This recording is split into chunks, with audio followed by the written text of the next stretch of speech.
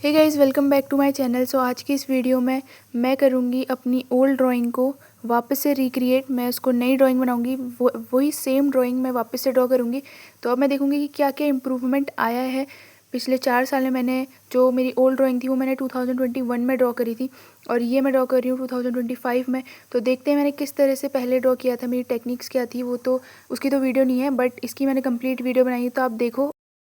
So guys, अभी मैंने ये वाली आई जो लेफ़्ट वाली है मैंने शेड कर ली है। अब मैं आपको जो राइट वाली आई है वो शेड करके दिखाऊंगी, सेम उसी तरह से जिस तरह से मैंने ये लेफ़्ट वाली करी है।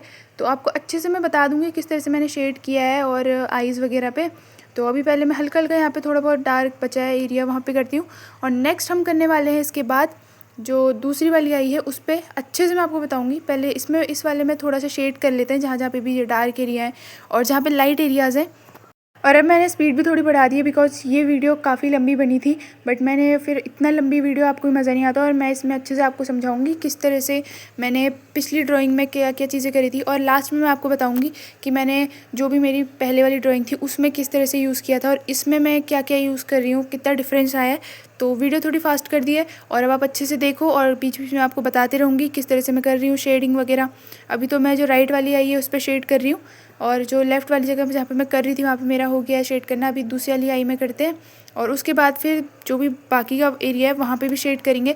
तो वीडियो को आप कंप्लीट देखना लास्ट तक कि क्या क्या डिफरेंस आया है, कितनी इम्प्रूवमेंट आई है पिछले 5 साल में, 3-4 साल में।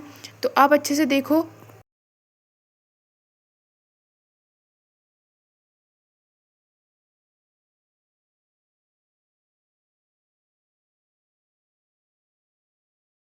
और रफ़ पेपर को यूज़ करने का एक फ़ायदा होता है कि अगर आप जब शेडिंग करने के बाद ब्लेंडिंग करते हो तो बहुत ईज़िली जो ग्रेफाइट होता है, चारकोल होता है, जो भी आप पेपर पे यूज़ कर रहे हो, बहुत ईज़िली वो हर जगह पे ऑप्ट हो जाता है। मतलब जैसे कि जो डार्क एरियाज़ है वो ऑप्ट हो जाएंगे, लाइट एरियाज़ हैं वो ऑप्ट हो जाएंगे।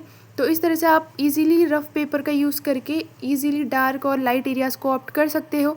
और अभी मैं करूँगी इसकी जो भी नोज़ वगैरह है उस पर शेडिंग करूँगी और उसके बाद फिर जो भी फेस होगा, बाकी का बचा हुआ पार्ट, फोरहेड हो गया और फेस हो गया, उस पर करेंगे अच्छे से शेडिंग। मैं आपको करके दिखाऊंगी, पूरी बताऊंगी कौन सी पेंसिल यूज़ करी है मैंने। तो अभी आप देख सकते हो मैंने एक बार ही उसमें शेड किया और फिर ब्लेंडिंग करा आईब्रो पे और आप देख सकते हो काफ़ी अच्छे रिजल्ट देखने को मिले, डार्क और अच्छे। और आपको पेंसिल भी उसी प्रेशर के हिसाब से ही लगानी पड़ती है।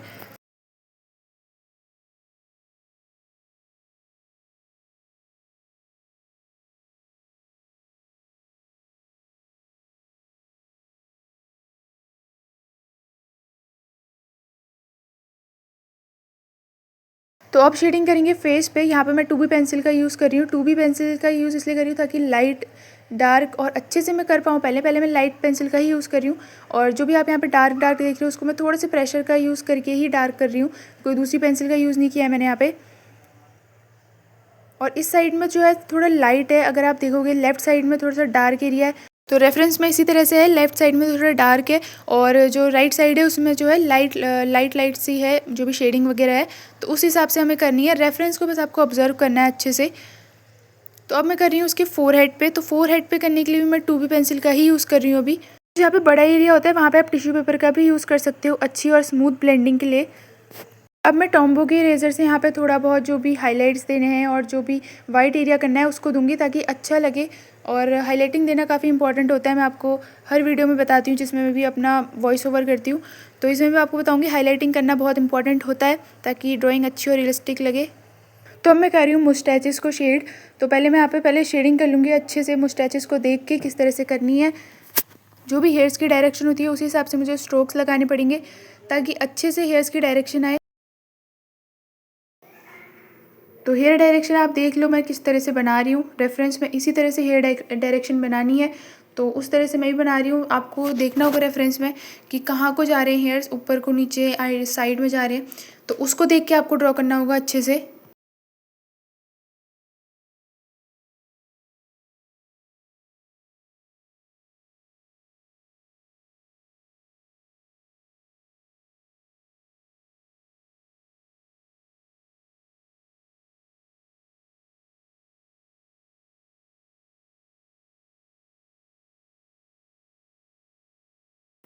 तो इस वाली ड्राइंग में मेरी काफ़ी ज़्यादा इम्प्रूवमेंट हुई है। अगर मैं देखूँ पिछली वाली ड्राइंग से, तो मैं आपको लास्ट में बताऊँगी सब अच्छे से कि मैंने क्या क्या कुछ सीखा है इससे।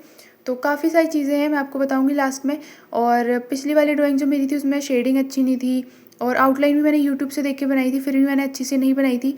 बट अभी जो मैंने आउटलाइन बनाई है स्टिल मेरे को तो अच्छी लगी, मेरे को ठीक लगी कि मैंने खुद से ट्राई करके बनाई है। यूट्यूब वगैरह से नहीं देखी, कहीं से नहीं देखी, मैंने खुद रेफरेंस ढूंढ करके वापस से उसे ड्रॉ किया है। तो मेरे को तो रिजल्ट्स सही ही लगे हैं। बाकी आप मुझे कमेंट करके बताना आप लोगों को मेरी ड्राइंग कैसी लगी ये वाली, कितना आपको इम्प्रूवमेंट दिखा है इसमें। तो जब कंप्लीट हो जाएगी आप पूरा देखो, और कंप्लीट होने के बाद बताना कि किस तरह की लग रही है आपको अभी वाली ड्राइंग और पहले वाली ड्राइंग कैसी लग रही थी, दोनों में कितना इम्प्रूवमेंट आया है शेडिंग में और थोड़ा बहुत आउटलाइंस में।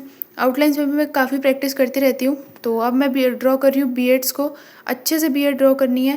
पहले तो आप जिस तरह से मैं हल्का हल्का शेड कर रही हूँ, हल्का हल्का इस तरह से शेड कर देना है आपको, जो भी बीएड वाला एरिया है वहाँ पर। और शेड करने के बाद आपको क्या करना है कि जो डार्क पेंसिल है उसका यूज़ करके वहाँ पर शेड कर देना है, मतलब यहाँ वहाँ पे शेडिंग कर देनी है। जैसे कि आप देख सकते हैं हेयर्स की डायरेक्शन में आपको शेड करनी है, ताकि अगर वहाँ पे फ्लैट है तो पूरे, जैसे अभी आपने देख सकते हैं यहाँ पे फ्लैट नहीं है, यहाँ पे मैंने थोड़ा ऊपर ऊपर को लगा रही हूँ। तो इस तरह से आपको भी देखना है कि कहाँ को जा रहे हैं हेयर्स, किस तरह से उनको ड्रॉ करना है। तो ये बहुत ज़्यादा इंपॉर्टेंट होता है हर चीज़ में, हर चीज़ को एकदम अच्छे से ऑब्जर्व करना इंपॉर्टेंट होता है। तो स्पीड फास्ट है इसलिए आपको लग रहा होगा कि हेयर्स की डायरेक्शन बनाना बहुत इजी होता है, बट अगर आप एक्चुअल में बनाओगे तो आपको उतना इजी नहीं लगेगा, क्योंकि हर एक स्ट्रोक को लगाना पड़ता है। स्पीड तो इसकी फास्ट करी है इसलिए आपको उतना लग नहीं रहा होगा अभी। स्पीड फास्ट में इसी तरह से लगता है, आप देख सकते हैं। बट अगर आप घर पे खुद से ट्राई करेंगे तो आपकी प्रैक्टिस भी हो जाएगी और आपको पता भी चलने लगेगा किस तरह से आपको बियर्ड ड्रॉ करनी चाहिए। तो सबसे इम्पॉर्टेंट चीज़ तो मैंने यही सीखी है कि रेफरेंस को ऑब्जर्व करना है। मेन चीज़ है रेफरेंस ऑब्जर्व करनी, कि हर लाइन को, हर स्ट्रोक को, हर शेडिंग करे हुए पार्ट को, हर चीज़ को देखना है, ऑब्जर्व करना है। रेफरेंस में कितना लाइट डार्क हर चीज़ को देखना है आपको, जिस तरह से मैं भी यहाँ पे कर रही हूँ। तो मुझे तो काफ़ी इम्प्रूवमेंट लगा है पिछली बार से। तो आप लोग भी बताना मुझे कमेंट करके। बाकी अब मैं यहाँ पे ब्लेंडिंग कर रही हूँ अच्छे से, आप देख लो जहाँ पे मैंने डार्क पेंसिल चलाई थी वहाँ पर ज़्यादा डार्क हो गया है, जहाँ पे थोड़ी लाइट थी वहाँ पे हल्का लाइट भी है। तो अब मैं फ्लैट ब्रश का यूज़ किया मैंने यहाँ पे। अब मैं ड्रॉ कर रही हूँ ईयर्स। तो यहाँ पे पहले मैंने आउटलाइन दे दी, क्योंकि पीछे पूरे हेयर्स हैं तो वहाँ पे पूरा ब्लैक रहेगा।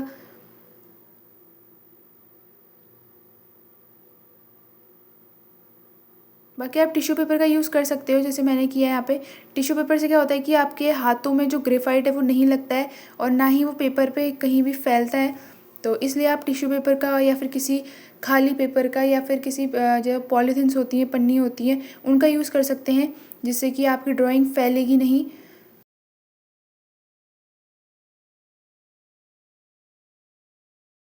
और मैंने यहाँ पे हल्के हल्के हेयर्स भी निकाल दिए हैं, जो कि बियर्ड में आप देख सकते हैं होते ही हैं बियर्ड में। तो इस तरह से आप लोग अच्छे से हर एक चीज़ को डिटेल कर सकते हैं, डिटेल में वर्क करेंगे तो अच्छा लगेगा और अच्छा लगेगा। तो इस तरह से आपको भी करना चाहिए मेरे ख्याल से। तो अब मैं यहाँ पे भी यूज़ करूँगी टॉम्बो का इरेज़र, जिससे कि मैं हाइलाइट्स वगैरह करने वाली हूँ यहाँ पे, ताकि थोड़ा अच्छा लगे वर्क, क्योंकि हाईलाइटिंग भी बहुत ज़रूरी होती है। तो यहाँ पे मैंने अच्छे से पहले हर जगह पे हाईलाइट कर लिया है।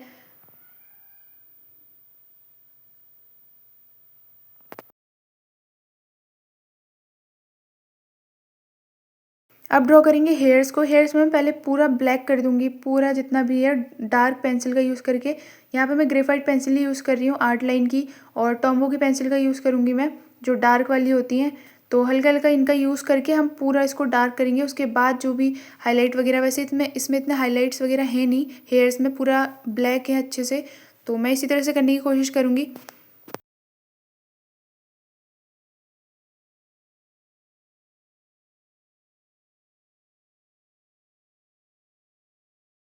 वहाँ पे पूरा ब्लैक है, वहाँ पे आपको पूरा ब्लैक करना है। जहाँ पे छोड़ना है वहाँ पे आपको छोड़ देना है, जैसे मैं छोड़ रही हूँ बीच बीच में, क्योंकि यहाँ पे हेयर्स बाहर को निकले हुए हैं इस वजह से। और पूरा आपको ब्लैक करना है, बाकी रेफरेंस को देख के जिस तरह के हैं रेफरेंस में हेयर्स। मैंने हेयर्स को इतना एक्यूरेट नहीं किया है, मैंने हेयर्स को मतलब थोड़ा सा मैंने अंदर को लिया है। जो आप देख सकते हैं जिस साइड में भी पहले ड्रॉ कर रही थी लेफ्ट साइड, वहाँ पे थोड़ा सा हेयर्स बाहर को थे, थोड़ा सा निकले हुए थे। तो उस तरह से मैंने नहीं बनाया, क्योंकि वहाँ पर फिर थोड़ा ज़्यादा स्पेस लग रहा था। तो अभी थोड़ा आपको हेयर्स में डिफरेंस लग रहा होगा, बट फेस मैंने कोशिश करी कि मैं अच्छे से ड्रॉ करूँ।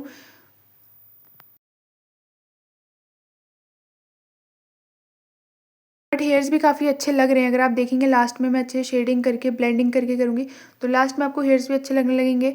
तो आप देखो अच्छे से, जो मेरी ओल्ड ड्राइंग है उसको मैं आपको लास्ट में दिखाऊंगी कि मैंने किस तरह से वो वाली ड्राइंग बनाई थी।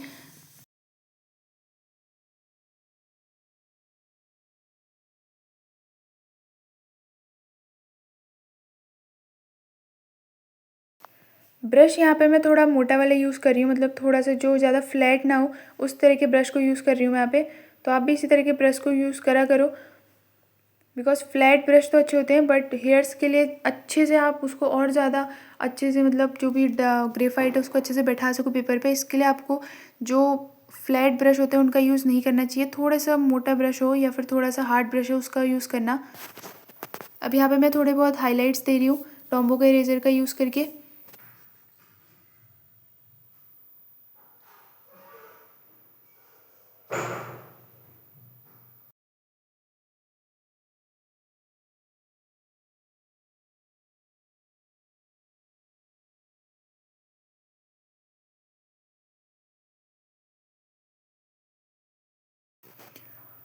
अभी मैं शेड कर रही हूँ जो नेक वाले एरिया है वहाँ पे भी लाइट है और डार्क डार्क कहीं कहीं पे है जहाँ पे मैं पेंसिल का यूज़ कर रही हूँ, डार्क प्रेशर के साथ में यूज़ कर रही हूँ। वहाँ पे डार्क एरियाज़ भी हैं तो उनको भी और डार्क करूँगी मैं अच्छे से।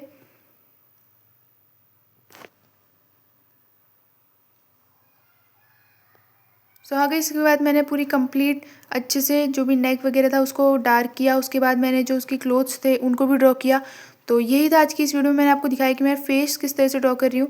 और हाँ, ये भी जो भी है आपको यहाँ पे दिख रहा होगा भी मैं ड्रॉ कर रही हूँ उनके क्लोथ्स, वो मैं फटाफट से अभी मैं ड्रॉ कर लूँगी। और उसके बाद मेरी जो ड्राइंग वो कम्प्लीट हो गई थी। तो आई होप आपको ये वीडियो अच्छी लगी होगी, बिकॉज इसमें मैंने काफ़ी सारी चीज़ें आपको दिखाई। ये है मेरी ओल्ड वाली ड्राइंग जो मैंने आपसे बोला था मैं आपको लास्ट में दिखाऊंगी। तो ये भी रणवीर सिंह वाली ही है जो मैंने दोबारा से बनाई है। तो बहुत ज़्यादा डिफरेंस है दोनों के हेयर्स में, बियर्ड में, और जो भी फेस है पूरा अच्छे से आप देखो आउटलाइन में। और मैंने, आप देख रहे होंगे तो मैंने पुरानी वाली जो मेरी ड्राइंग है उसमें मैंने ग्रिड्स का यूज़ किया है और जो मैंने अभी बनाई है उसमें मैंने फ्री हैंड ड्रॉ किया है।